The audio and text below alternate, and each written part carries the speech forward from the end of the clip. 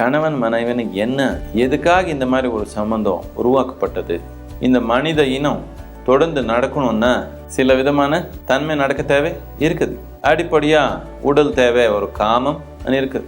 இப்போ நமக்கு பசி வருது, சாப்பிடணும். எங்கேயோ ரோட்ல கிடைச்சதெல்லாம் எடுத்து சாப்பிட்டுக்கலாம். ஆனால் நம்ம அப்படி பண்ணிக்கல. ஏதோ ஒரு விதமாக சமைச்சு நல்லபடியாக பண்ணி ஒரு சாப்பிடணும்னு, ஒரு இடத்துல உட்காந்துக்கணும், இப்படி இருக்கணும்னு ஒரு சூழ்நிலை உருவாக்கி இருக்கிறோம் ஒரு கலாச்சாரத்தில். இதே விதமாக காமம் கூட எங்கே வேணாலும் பண்ணியிருக்கலாம்.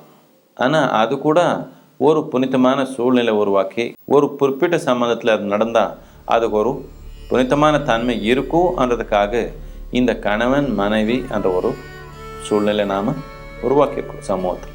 அந்த சம்பந்தம் வெறும் அந்த ஒரு தேவை மட்டும் பூரைக்கிறதுக்காக இருக்க தேவையில்லை. உயிர் நிலையிலேயே ரெண்டு உயிர் ஒன்றா சேர்ந்து அந்த உயிர் எல்லை இல்லாத ஒரு தன்மை உணர்றதுக்கே ஒரு வாய்ப்பு இருக்குது.